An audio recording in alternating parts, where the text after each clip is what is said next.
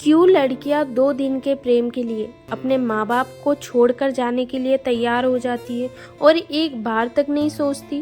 Train के ऐसे compartment में मेरे सामने की सीट पर बैठी लड़की ने मुझसे कहा, हेलो, क्या आपके पास सिम निकालने वाली मोबाइल की पिन है? उसने अपने बैग से एक फ़ोन निकाला था और नया सिम कार्ड उसमें डालना चाहती थी, लेकिन सिम स्लॉट खोलने के लिए पिन की ज़रूरत पड़ती है जो उसके पास नहीं थी। मैंने हाँ में गर्दन हिलाई और सीट के नीचे से अपना बैग निकालकर उसके टूल बॉक्स से पिन ढूंढकर लड़की को दे दी। लड़की ने थैंक्स कहते हुए पिन ले ली और सिम डालकर पिन मुझे वापस कर दी। थोड़ी देर बाद वो फिर से इधर उधर ताकने लगी। मुझसे रहा नहीं गया, मैंने उससे पूछ लिया, कोई परेशानी? वो बोली, सिम स्टार्ट नहीं हो रही है। मैंने मोबाइल मांगा, उसने दिया। मैंने उससे कहा कि सिम अभी एक्टिवेट नहीं हुई है, थोड़ी देर में हो जाएगी और एक्टिव होने के बाद आईडी वेरिफिकेशन होगा, उसके बाद आप इसे इस्तेमाल कर सकेगी। लड़की ने पूछा, आईडी वेरिफिकेशन क्यों? मैंने कहा, आजकल सिम वेरिफिकेशन के बाद एक्टिव होती है। जिस नाम से ये सिम उठाई गई है उसका ब्यौरा पूछा जाएगा, बता देना। लड़की बुदबुदाई। ओह, मैंने दिलासा देते हुए कहा, इसमें कोई परेशानी की कोई बात नहीं है। वो अपने एक हाथ से दूसरा हाथ दबाती रही, मानो किसी परेशानी में हो। मैंने फिर विनम्रता से कहा, आपको कहीं कॉल करना हो तो मेरा मोबाइल इस्तेमाल कर लीजिए। लड़की ने कहा, जी फिलहाल नहीं, थैंक्स, लेकिन ये सिम किस नाम से खरीदी गई है मुझे नहीं पता। मैंने कहा, एक बार एक्टिव होने दीजिए, जिसने आपको सिम दी है उसी के नाम की होगी। उसने कहा, ओके, कोशिश करते हैं। मैंने पूछा, आपका स्टेशन कहाँ है? लड़की ने कहा, दिल्ली। और आप? लड़की ने मुझसे पूछा। मैंने कहा, दिल्ली ही जा रही हूँ, एक दिन का काम है। आप दिल्ली में रहती है या? लड़की बोली, नहीं नहीं, दिल्ली में कोई काम नहीं, ना मेरा घर है वहाँ। तो? मैंने उत्सुकतावश पूछा। वो बोली, दरअसल ये दूसरी ट्रेन है जिसमें आज मैं हूँ और दिल्ली से तीसरी गाड़ी पकड़नी है, फिर हमेशा के लिए आज़ाद। आज़ाद? लेकिन किस तरह की कैद से? मुझे फिर जिज्ञासा हुई। किस कैद में थी ये कमसिन अल्हड़ सी लड़की? लड़की बोली, उसी कैद में थी जिसमें हर लड़की होती है, जहाँ घर वाले कहे शादी कर लो, जब जैसा कहे वैसा करो। मैं घर से भाग चुकी हूँ। मुझे ताज्जुब हुआ, मगर अपने ताज्जुब को छुपाते हुए मैंने हंसते हुए पूछा, अकेली भाग रही है आप? आपके साथ कोई नजर तो नहीं आ रहा? वो बोली, अकेली नहीं, साथ में है कोई। कौन? मेरे प्रश्न खत्म ही नहीं हो रहे थे।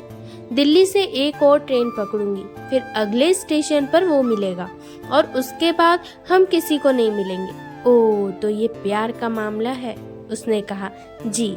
मैंने उसे बताया कि मैंने भी लव मैरिज की है। ये बात सुनकर वो खुश हुई, बोली, वाह, कैसे, कब? लव मैरिज की बात सुनकर वो मुझसे बात करने में रुचि लेने लगी। मैंने कहा, कब, कैसे, कहाँ, वो मैं बाद में बताऊंगी, पहले आप बताओ, आपके घर में कौन कौन है?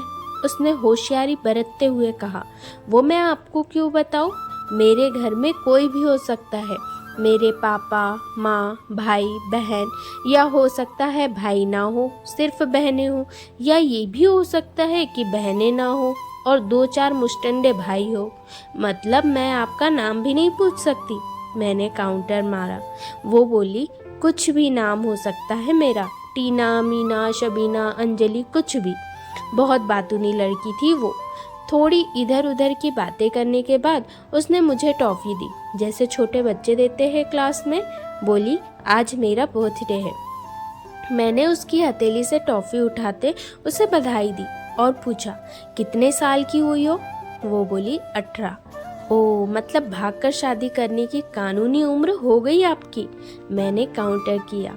वो हंसी। कुछ ही देर में काफी फ्रैंक हो चुके थे हम दोनों, जैसे बहुत पहले से जानते हो एक दूसरे को। मैंने उसे बताया कि मेरी उम्र 28 साल है, यानी 10 साल बड़ी हूँ।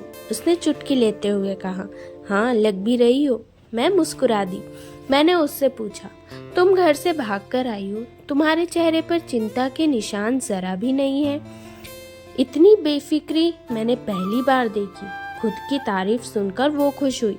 बोली, मुझे उसने मतलब उसके प्रेमी ने पहले से ही समझा दिया था कि जब घर से निकलो तो बिल्कुल बिंदास रहना, घर वालों के बारे में बिल्कुल मत सोचना, बिल्कुल अपना मूड खराब मत करना, सिर्फ मेरे और हम दोनों के बारे में सोचना। और मैं वही कर रही हूँ। मैंने फिर चुटकी ली। कहा, उसने तुम्हें मुझ जैसे अनजान मुसाफिरों से दूर रहने की सलाह नहीं दी? उसने हंसकर जवाब दिया, नहीं, शायद वो भूल गया होगा ये बताना। मैंने उसके प्रेमी की तारीफ करते हुए कहा, वैसे तुम्हारा बॉयफ्रेंड काफी टैलेंटेड है। उसने किस तरह से तुम्हें अकेले घर से रवाना किया, नई सिम और मोबाइल दिया, 3 ट्रेन बदलवाई ताकि कोई ट्रैक ना कर सके। Very talented person. लड़की ने हामी भरी।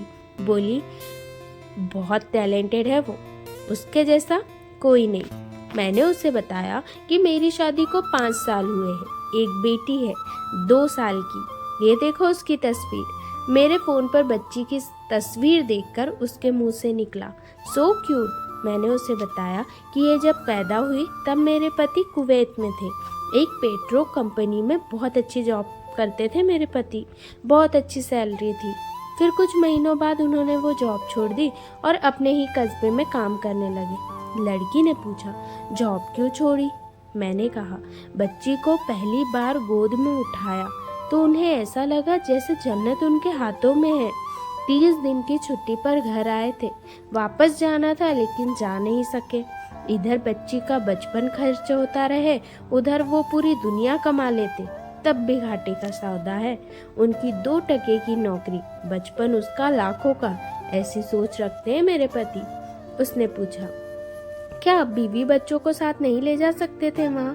मैंने कहा, काफी टेक्निकल मामलों से गुजरकर एक लंबी अवधि के बाद रख सकते हैं। उस वक्त ये मुमकिन नहीं था। उन्हें दोनों में से एक को चुनना था, आलीशान रहन सहन के साथ नौकरी या परिवार। उन्होंने परिवार चुना, अपनी बेटी को बड़े होते देखने के लिए।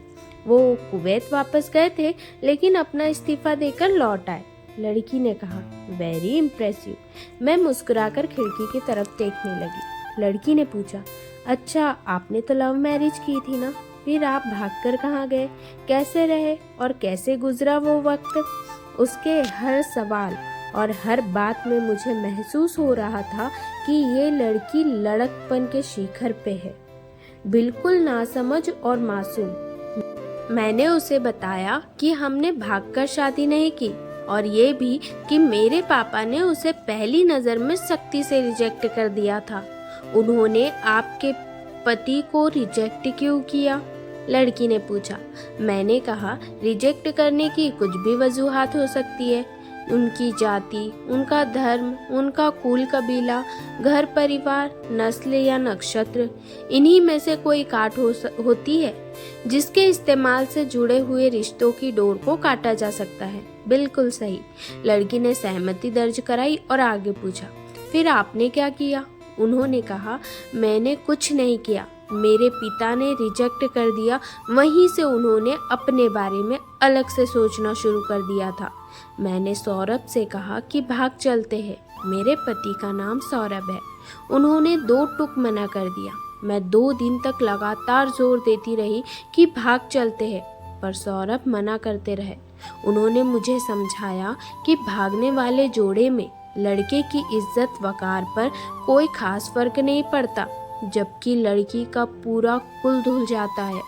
फिल्मों में नायक ही होता है जो अपनी प्रेमिका को भगा ले जाए, और वास्तविक जीवन में भी प्रेमिका को भगाकर शादी करने वाला नायक ही माना जाता है। लड़की भगाने वाले लड़के के दोस्तों में उस लड़के का दर्जा बुलंद हो जाता है। भगाने वाला लड़का हीरो माना जाता है। लेकिन इसके विपरीत जो लड़की प्रेमी संग भाग रही है वो उल्टा कहलाती है। मोहल्ले के लड़के उसे चालू ठीकरा कहते हैं। बुराइयों के तमाम शब्दकोश लड़की के लिए इस्तेमाल किए जाते हैं। भागने वाली लड़की आगे चलकर 60 साल की वृद्धा भी हो जाएगी, तब भी जवानी में किए उस कांड का कलंक उसके माथे पर से नहीं मिटता। मैं मानती हूँ कि लड़का लड़की को तौलने का ये दोहरा मापदंड गलत है, लेकिन है तो सही। ये नजरिया गलत है मगर अस्तित्व में है। लोगों के अवचेतन में भागने वाली लड़की ही भद्दी तस्वीर होती है। सौरभ मेरी पीठ को छलनी करके सुखी नहीं रह सकते थे। ये सब उन्होंने मुझसे कहा। तुम्हारे माँ बाप को दुखी करके अपनी ख्वाहिशें पूरी नहीं कर सकता। वो अपने नीचे का होठ दांतों तले पीसने लगी। उसने पानी की बोतल का ढक्कन खोलकर एक घुट अंदर सरकाया। मैंने कहा, अगर मैं उस दिन भाग जाती तो मेरी माँ तो शायद कई दिनों तक पानी भी ना पीती। इसलिए सौरभ की हिम्मत नहीं हुई कि वो ऐसा काम करे। सौरभ का मानना था कि वो जिससे प्रेम करता है उसके माँ बाप मेरे माँ बाप के समान ही हैं, चाहे शादी ना हो तो ना हो। कुछ पल के लिए वो सोच में पड़ गई, लेकिन मेरे पति के बारे में और अधिक जानना चाहती थी। उसने पूछा, फिर आपकी शादी कैसे हुई? मैंने बताया कि मेरी सगाई कहीं और कर दी गई थी। धीरे धीरे सब कुछ नॉर्मल होने लगा था। मेरी और मेरे मंगेतर की बातें भी होने लगी थी फोन पर, लेकिन जैसे जैसे शादी नजदीक आने लगी उन लोगों की डिमांड बढ़ने लगी। डिमांड मतलब? लड़की ने पूछा। डिमांड का एक ही मतलब होता है, दहेज की डिमांड। परिवार में सबको सोने के बने तोहफे दो, दूल्हे को लग्जरी कार चाहिए, सास और ननद को नेकलेस दो, वगैरह वगैरह। बोले, हमारे यहाँ रीत है। लड़का भी इस रीत की अदायगी का पक्षधर था। वो सगाई सौरभ ने ही येन क्रेन प्रकरण तुड़वा डाली। फिर किसी तरह घर वालों को समझा बुझाकर सौरभ फ्रंट पर आ गए और हमारी शादी हो गई। ये सब किस्मत की बात थी। लड़की बोली, चलो अच्छा हुआ आप मिल गए, वरना आप गलत लोगों में फंस जाती। मैंने कहा, जरूरी नहीं कि माँ पापा का फैसला हमेशा सही हो, और ये भी जरूरी नहीं कि प्रेमी जोड़े की पसंद सही हो। दोनों में से कोई भी गलत या सही हो सकता है। नुक्ते की बात यहाँ है कि कौन ज्यादा फरमाबरदार है और वफादार है। लड़की ने फिर से पानी का घूंट लिया और मैंने भी। लड़की ने तर्क दिया कि हमारा फैसला गलत हो जाए तो कोई बात नहीं, उन्हें ग्लानि नहीं होनी चाहिए। मैंने कहा, फैसला ऐसा हो जो दोनों का हो, औलाद और माता पिता दोनों की सहमति, वो सबसे सही है। बुरा मत मानना, मैं कहना चाहूंगी कि तुम्हारा फैसला तुम दोनों का है, जिसमें तुम्हारे पेरेंट्स शामिल नहीं है। ना ही तुम्हें इश्क का असली मतलब पता है अभी। उसने पूछा, क्या है इश्क का सही अर्थ? मैंने कहा, तुम इश्क में हो, तुम अपना सब कुछ छोड़कर चली आई, ये इश्क है। तुमने अक्ल का दखल नहीं दिया, ये इश्क है। नफा नुकसान नहीं सोचा, ये इश्क है। तुम्हारा दिमाग दुनियादारी के फितूर से बिल्कुल खाली था। उस खाली स्पेस में इश्क इंस्टॉल कर दिया गया। जिसने इश्क को इंस्टॉल किया वो इश्क में नहीं है। यानी तुम जिसके साथ जा रही हो वो इश्क में नहीं बल्कि होशियारी और हीरोगिरी में है। जो इश्क में होता है वो इतनी प्लानिंग प्लॉटिंग नहीं कर पाता है, 3 ट्रेनें नहीं बदलवा पाता है, उसका दिमाग इतना काम ही नहीं कर पाता। कोई कहे मैं आशिक हूँ और वो शातिर भी हो, ये नामुमकिन है। मजनू इश्क में पागल हो गया था, लोग पत्थर मारते थे उसे। इश्क में उसकी पहचान तक मिट गई। उसे दुनिया मजनू के नाम से जानती है, जबकि उसका असली नाम कैस था, जो नहीं इस्तेमाल किया जाता। वो शातिर होता तो कैस से मजनू ना बन पाता। फरहाद ने शीरी के लिए पहाड़ों को खोदकर नहर निकाल डाली थी और उसी नहर में उसका लहू बहा था। वो इश्क था। इश्क में कोई फकीर हो गया, कोई जोगी हो गया, किसी मांझी ने पहाड़ तोड़कर रास्ता निकाल लिया, किसी ने अतिरिक्त दिमाग नहीं लगाया। लालच, हिर्ष और हासिल करने का नाम इश्क नहीं है। इश्क समर्पण करने को कहते हैं, जिसमें इंसान सबसे पहले खुद का समर्पण करता है, जैसे तुमने किया। लेकिन तुम्हारा समर्पण हासिल करने के लिए था, यानी तुम्हारे इश्क में हिर्स की मिलावट हो गई। डॉक्टर इकबाल का शेर है, अक्ल अय्यार है, 100 भेष बदल लेती है, इश्क बेचारा ना मुल्ला है ना जाहिद ना हकीम। लड़की अचानक से खो सी गई। उसकी खिलखिलाहट और लपड़ापन एकदम से खामोशी में बदल गया। मुझे लगा मैं कुछ ज्यादा बोल गई, फिर भी मैंने जारी रखा। मैंने कहा, प्यार तुम्हारे पापा तुमसे करते हैं। कुछ दिनों बाद उनका वजन आधा हो जाएगा। तुम्हारी माँ कई दिनों तक खाना नहीं खाएगी, ना पानी पिएगी, जबकि आपको अपने प्रेमी को आजमा कर देख लेना था। ना तो उसकी सेहत पर फर्क पड़ता, ना दिमाग पर। वो अक्लमंद है, अपने लिए अच्छा सोच लेता। आजकल गली मोहल्ले के हर तीसरे लौंडे लपाड़े को जो इश्क हो जाता है, वो इश्क नहीं है, वो सिनेमा जैसा कुछ है। एक तरह की स्टंटबाजी, डेयरिंग, अलग कुछ करने का फितूर, और कुछ नहीं। लड़की के चेहरे का रंग बदल गया। ऐसा लग रहा था वो अब यहाँ नहीं है। उसका दिमाग किसी अतीत में टहलने निकल गया है। मैं अपने फ़ोन को स्क्रॉल करने लगी, लेकिन मन की इंद्री उसके तरफ थी।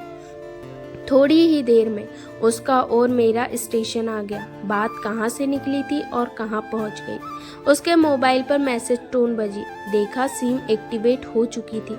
उसने चुपचाप बैग में आगे का टिकट निकाला और फाड़ दिया। मुझे कहा, एक कॉल करना है। मैंने मोबाइल दिया। उसने नंबर डायल करके कहा, सॉरी पापा, और सिसक सिसक कर रोने लगी। सामने से पापा फ़ोन पर बेटी को संभालने की कोशिश करने लगे। उसने कहा, पापा आप बिल्कुल चिंता मत कीजिए, मैं घर आ रही हूँ। दोनों तरफ से भावनाओं का सागर उमड़ पड़ा। हम ट्रेन से उतरे। उसने फिर से पिन मांगी। मैंने पिन दी। उसने मोबाइल से सिम निकाल कर तोड़ दी और पिन मुझे वापस कर दी। दोस्तों, ऐसा कदम उठाने के पहले अपने माँ बाप के बारे में ज़रूर सोचें। कहानी पसंद आई है तो कहानी को लाइक करना, चैनल को सब्सक्राइब करना ना भूलें। धन्यवाद।